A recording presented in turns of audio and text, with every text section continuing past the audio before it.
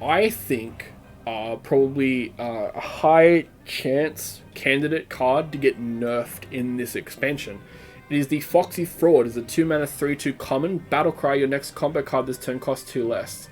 So this is actually just better than a 0 mana 3/2 because it sets up your combo plays and then makes them cheaper. So not only does this make your combo cards cheaper, it sets them immediately up. So you can do this and Swindle, which is a card that's in the set here. It's a 2 mana common spell, draw a spell, and combo draw a minion. So that's just basically a better Arcade Intellect. It also comes with a 3/2 if you play it with Foxy Fraud. Tempo Rogue might be coming back off of the back of Foxy Fraud with things like Edwin Van Cleef, with the SI7 Agent, with Swindle. You know, maybe the Tempo Rogue is just good enough off of the back of Foxy Fraud. Eviscerates are great with this too, for example. There's a lot of great combo cards that Foxy Fraud enables to be so good. Like, on turn 3, this is just good with, like, an Evil Miscreant, for example, right? Like, it's just good with almost any combo card you can play it with. Insane card. Maybe top 2, or maybe even best in the set. It's insanely powerful. Next up is Sweet Tooth. It's a 2 mana common minion. It's a 3/2 with a Corrupt to gain +2 attack and stealth. So this is like the opposite of what you want from a Corrupt card. This is an aggressive card. You're not playing this until at least turn 4. And how good is a 5/2 with stealth on turn 4 in an aggressive / tempo deck? Probably not very good. I think this is borderline pack filler, and I don't think this will see any play, even with all the stealth synergy we have going on right now. This is pretty bad. Targeted draw is always really good, especially in a metagame where we have things like Cthulhu pieces you want a 2/4.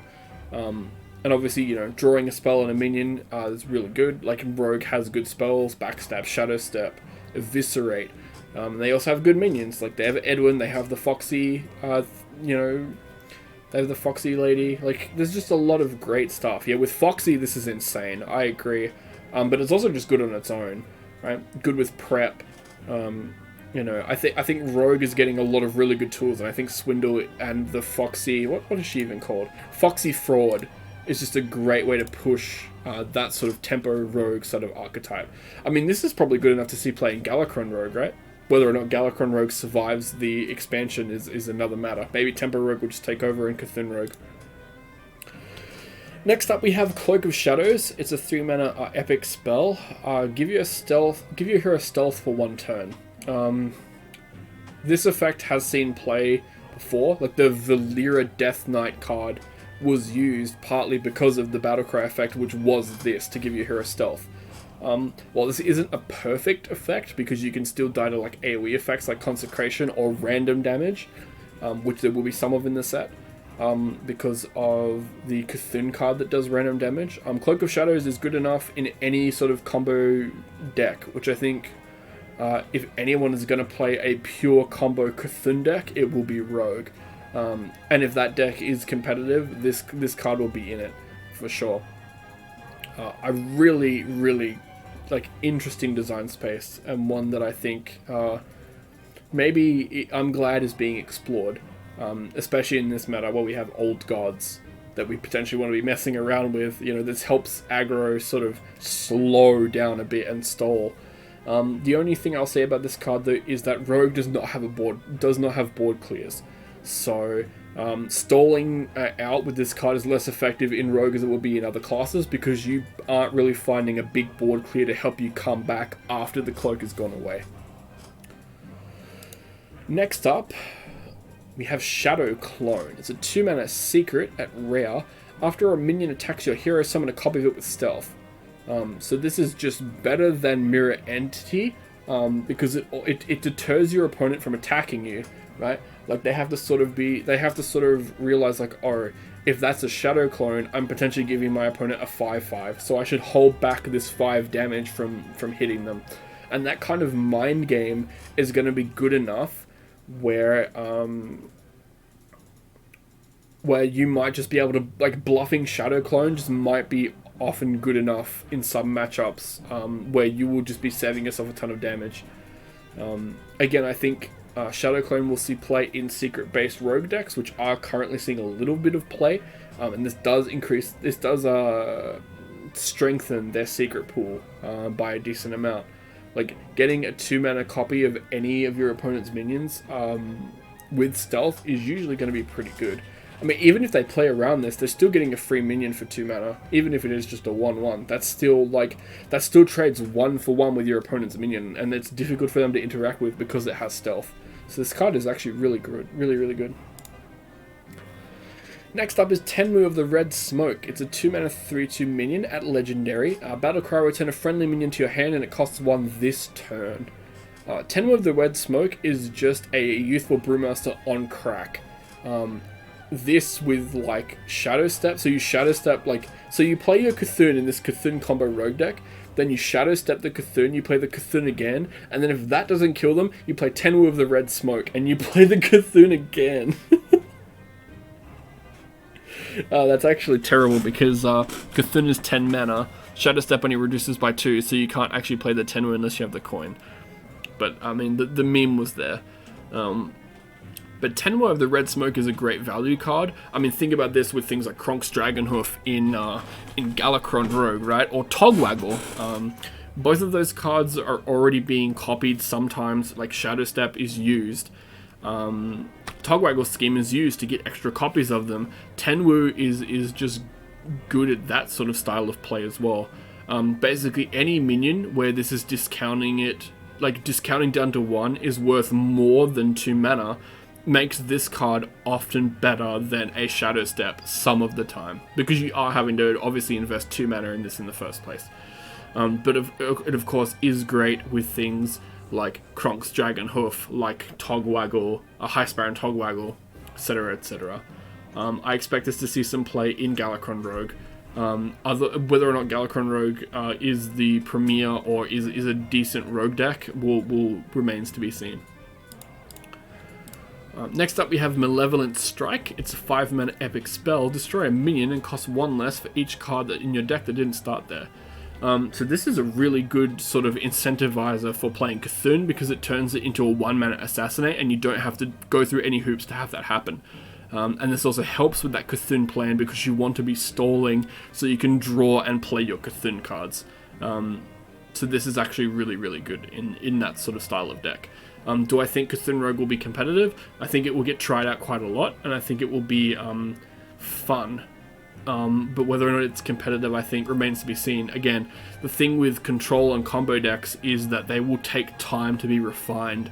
It'll be a while before we know for certain how good or bad these combo decks are with Cthulhu, whether Yogg, whether Yasharaj, whether N'Zoth, whether all of these old god decks work. Secret Passage would make this cheaper, right? I think no, because the cards you're shuffling into your deck technically started in your deck, unless of course you generated cards, right? So if you have if you played like a 1 Thief, and you've got like a 1 Thief card in your hand, and then you Secret Passage that back into your deck, that would discount it. But any card you Secret Passage back into your deck that was in your deck initially will not count this, as far as I understand it. Which is why it's so good with Cthulhu, obviously. And then we have Grand Empress Shaksara. It's a 6-mana 5/7 at Legendary. With a battle card, discover a card in your deck and draw all copies of it. So on average, what does this draw you? Like 1 or 2 cards? I don't think a 6-mana 5/7 Legendary minion is good enough just to draw a couple of cards, even if it is targeted draw. I don't think Grand Empress Shaksara gets there, even in the Cthulhu combo deck, because you potentially have better ways to draw cards in that deck. I love the artwork on this card. I don't think this creature from the WoW sort of side of things has been represented on cards often before. I'm pretty sure this is one of the insect creatures that worships N'Zoth, right? Or one of the old gods, I actually don't know. But I don't think Shaksara will get there in Rogue. She's just kind of an awkward card to play. Like, a 6-mana 5/7 isn't good enough just to draw a card with, even if it is like a specific targeted draw. Next up is Ticket Master. It's a 3-mana 4/3 rare. Death Rattle, shuffle 3 tickets into your deck. When drawn, summon a 3/3 plush bear. So Feldora Strider did see play, which is similar to this effect, only it's a 4-mana 4/4, but you get the Battlecry effect. As we were saying earlier when talking about Mage, front-loading effects like these that give you resources is always better. So Faldorei Strider obviously compares much more favorably to this because it was a battle cry to shuffle the spiders into your deck, whereas it's Death Rattles to shuffle the tickets into your deck. However, there is a decent amount of rogue synergy for shuffling these tickets into your deck. Even Shaksara benefits from that. But again, when the best application for your Shaksara is to discover a ticket in your deck to summon a 3/3 bear and summon 3 3/3s is just kind of awkward. Ticketmaster, I think, will see play alongside Shaksara in some kind of deck. Maybe Tempo Rogue is just good. Maybe you want this in Tempo Rogue, right? Because you could potentially draw the tickets because they're a spell, right? Yeah, so that's good enough. Finally, for Rogue, we have Plies Plunderer. It's a 1-mana 2/1. It's a pirate. Combo, deal 1 damage to a minion for each of the card you've played this turn. So while this is a decent tempo card, and there are ways to get this to deal like a decent amount of damage, I don't think it will see play even in Tempo Rogue if it comes along. This just doesn't do enough, I don't think, in the early turns, and in the late game it's going to be really hard to set this up where it does a significant amount of damage. Kind of a pack filler sort of card. So overall, Rogue gets some interesting tools. Again, you have one of the best cards in the format in the set with Foxy Fraud. This is really, really pushing tempo Rogue decks. Like, this is better than a 0-mana 3/2. And a 0-mana 3/2 obviously would see play in a ton of decks. Like, that's an insanely strong card, especially when you pair it with Swindle, which is a 2-mana targeted draw and is a combo spell, so you can, play your 3/2, then you can draw a spell and a minion from your deck, essentially for free. All of these things are just insane off of the back of each other, and they work really well together. You also just have some good standalone cards, like Tenmu of the Red Smoke for more value-based play. Shadow Clone is a great secret to go along with secrets. You have Cloak of Shadows to help you with what I think will be the most fun way to play Rogue this expansion, which is the Cthulhu combo deck, where you shuffle Cthulhu pieces into your deck when you have things like Malevolent Strike. A lot of the Rogue cards actually will seem quite good. But I agree with you. I think my favorite Rogue card set is the Foxy Fraud, even if it's a little bit fur-bait. But you know what? It's a cute, like, fox thing with, like, it's cheating at dice, which I think is awesome flavor. So we have Revolve here. It's a 1-mana common spell for Shaman. Transform all minions into random ones of the same cost. So what's really cool about this card is that it combines the effects of Evolve and Devolve, although it sort of... it combines the effects in sort of their application, not their actual use. Because Devolve obviously reduced your opponent's minions' costs by 1, and Evolve increased yours by 1, whereas this isn't actually increasing or decreasing the cost. Instead, what it's doing is just changing them to random minions of the same cost, which I guess is really, well, is that any good? Well, I think the answer is actually yes. Plague of Murlocs is a card that was technically seeing play in Control Shamans as a way to transform minions alongside Devolving Missiles. I think Revolve is just an easy way to replace Plague of Murlocs because the effect is essentially the same, and instead of giving them random Murlocs, you can just pay 2 mana less for the same effect of removing Death Rattles and powerful abilities. And this is also can also be a benefit for you as much as a hindrance for your opponent, because there are some Evolve synergy cards in the set where you want to be evolving them because they summon wide boards of potentially decent mana but not great statted minions. Cage Match Custodian. It's a 2-mana 2/2 elemental at common. Battlecry, draw a weapon. So we've known 2-mana minions that draw weapons have historically seen play in other classes. Rogue has a 2-mana 3/1 Cavern Shiny Finder that sees a lot of play, and Warriors Corsair Cash sees play. Even though it's not a minion, it gives your weapon +1 durability. Do I think this will actually be good? No. While this effect is really powerful, you need good weapons that you actually want to draw, and looking through Shaman's available cards, in Standard they do not have really the weapons you want to draw to make this card work. There's a new weapon in this set that is mediocre.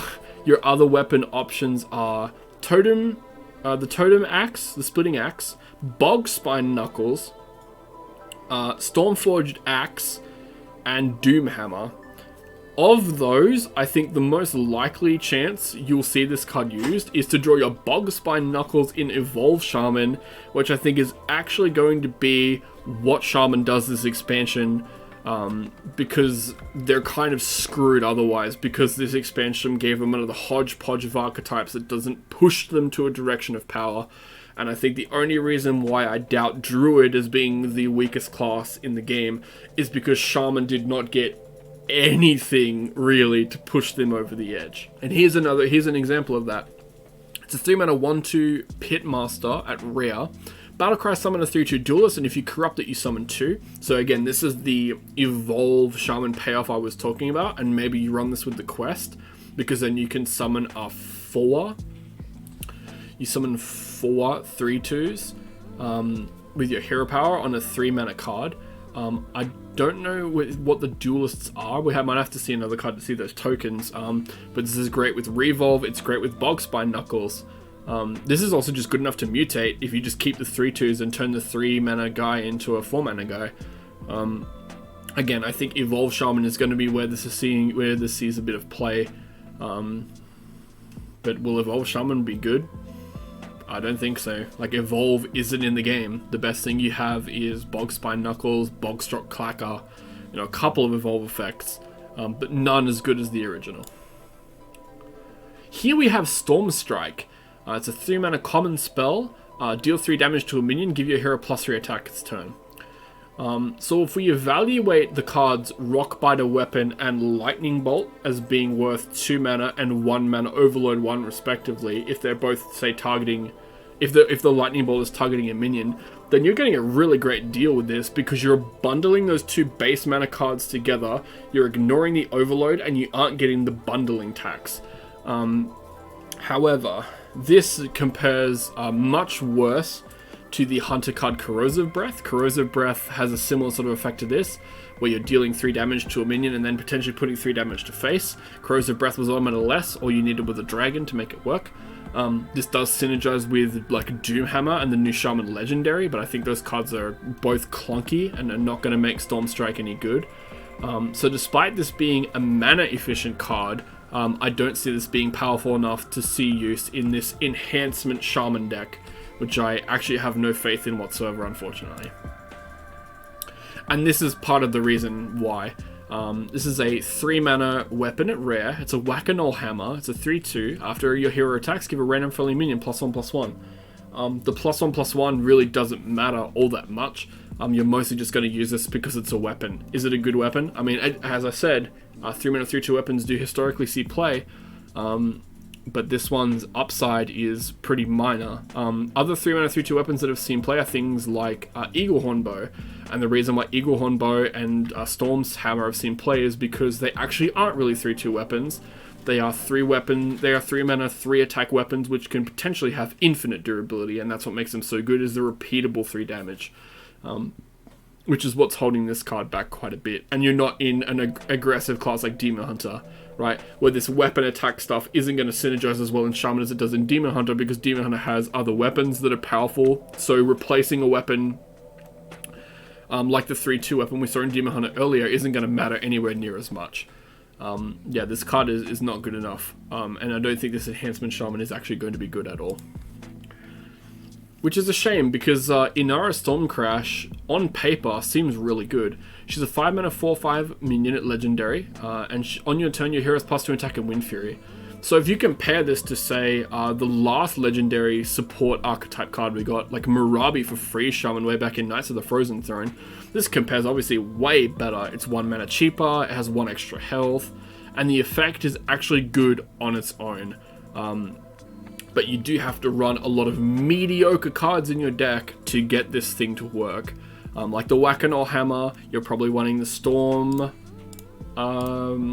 Strike card, Rockbiter Weapon. All those cards are really clunky and awkward to use. And you probably are running Doomhammer in this list because you want the Wind Fury attack synergy. I honestly, seriously do not believe in Enhancement Shaman right now. I think if cheap weapons are printed, like if a 1 mana weapon for Shaman is printed in the next standard rotation, look the fuck out. But as it stands right now, I have no faith in this archetype, despite Inara Stormcrash maybe being a decent legendary to push this sort of archetype. Next up we have Magic Fin. It's a 3-mana 3/4 Murloc at Epic. After a friendly Murloc dies, add a random legendary minion to your hand. So Murloc Shaman is a deck that hasn't seen play since Rise of Shadows. And I think the thing that they weren't needing, or the thing that, you know, it's not going to push them over the edge, is random legendary minions. Like, how valuable is a random legendary minion? Not that good, right? Especially not one from your hand. Sometimes it's good, like Bandit Smosh is a fun meme card, but overall not that great. This is obviously not going to push Murloc decks in Shaman over the edge to make them super playable in the upcoming metagame. And this just seems kind of awkward. I mean, it will go into those Murloc Shaman decks because it's a well-stated Murloc that can turn your on-board presence into some value, which, to be honest, was lacking in that deck if you didn't get your Underbelly Angler and generated a bunch of Murlocs. And even if you did generate a bunch of Murlocs, now you can turn those generated Murlocs into legendary minions and keep pressure on against your opponent. That seems like a lot of hoops for a poor old Magic Fin here. Lol Murloc Shaman. I wonder if Murloc Shaman will be getting more support this expansion, and it's more of the attack synergy stuff. It's a 2-mana epic spell, Deathmatch Pavilion, summon a 3/2 Duelist, and if your hero attack this turn, summoned another. The Duelists, I think, are 2 mana. You're never playing this on turn 2 because Shaman just doesn't have a way to attack or equip a weapon on turn 1, so the earliest this will be played is about turn 4. Or maybe turn 3 if you're running Stormforged Axed. Do you want to run Stormforged Axe? It's a 2-mana 2/3 weapon with an overload. It's not great. And the upside isn't even that good, right? Like, if you play this on turn 3 or turn 4, there's already a lot of 2 health removal in the format that easily answers these cards. It's just not strong enough. Like, compare this to Petting Zoo. Petting Zoo is easier to get the requirements for and has bigger payoffs. Like, 1 extra health on each of these token minions is huge. Like, absolutely huge. And again, it's cards like Deathmatch Pavilion that just remove my faith in Enhancement Shaman.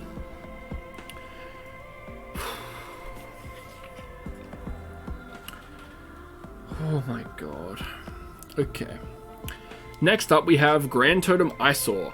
It's a 3-mana 0/4 totem, legendary. At the end of your turn, give +1/+1 to all other totems in your hand, deck, and battlefield. So in standard format, this is useless. You have like a very small pool of totems that you can buff consistently with this, outside of your hero power, obviously. And a lot of those totems, like, you want to run all of them because you want to be buffing them all. But most of them are not that great. The only ones that I think would legitimately see play in your deck are the Totem Goliath, because it's a big minion, and Manatide Totem. Flame Tongue Totem has not seen competitive play in any capacity since it was nerfed, and I think a good way to put Shaman back on the map would be to unnerf that card. And Trick Totem is just a pure meme and a complete piece of garbage card. In Wild, there's a bit of a different story going on because you have things like Totem Golem in that format, which is an insanely powerful card and a lot of Totem synergy. The thing is that this is an odd-costed card, so you can't put it into Even Shaman. Whereas, obviously, if this was 2 mana or 4 mana, it would actually be infinitely better because you could put it into Even Shaman, where a lot of the Totem synergy cards do see play. I think obviously this slots into standard Totem Shaman, but I don't think standard Totem Shaman is going to be any good, especially not since the only support they got for it was this random legendary card. And finally we have Dunk Tank, which seems like completely random for Shaman. It's a 4-mana rare spell, deal 4 damage, and if you corrupt it, you deal 2 damage to all enemy minions. So while this is a decent corrupt card, Control Shaman already had like a lot of ways to clear the board, and while this is a good way to clear the board, you just don't have any other support for it in the set, and Control Shaman need a lot of help. Like, are you telling me we're supposed to run like Inara Stormcrash and Control Shaman? Like, are you fucking kidding me? Like, what did Blizzard just don't know what they're doing with Shaman, and it's clear from the Year of the Phoenix that like Shaman has just been completely shafted, and the only way that they make Shaman playable is by printing absurdly busted shit like Day 1 Descent of Dragons Galakrond, which is really unfortunate for my, well, what used to be my favorite class. I don't think I can call Shaman my favorite class anymore. It's just, like, the cards that they keep printing just remove my enthusiasm for the class as somebody who used to love it. Like, when I started playing Hearthstone, I played Shaman. Shaman was the best when I first started playing, and it's the class that I fell in love with, even when it started to become bad during, you know, Ungoro, Knights of the Frozen Throne era. Well, actually it was good in Ungoro, but it saddens me to see my favorite class in complete shambles. And I guess that's my overview for Shaman, is boy did they need help this expansion, and they just didn't get it. They just got a huge mishmash of random crap that doesn't actually help them in any one direction whatsoever. And I hate to be so negative about it.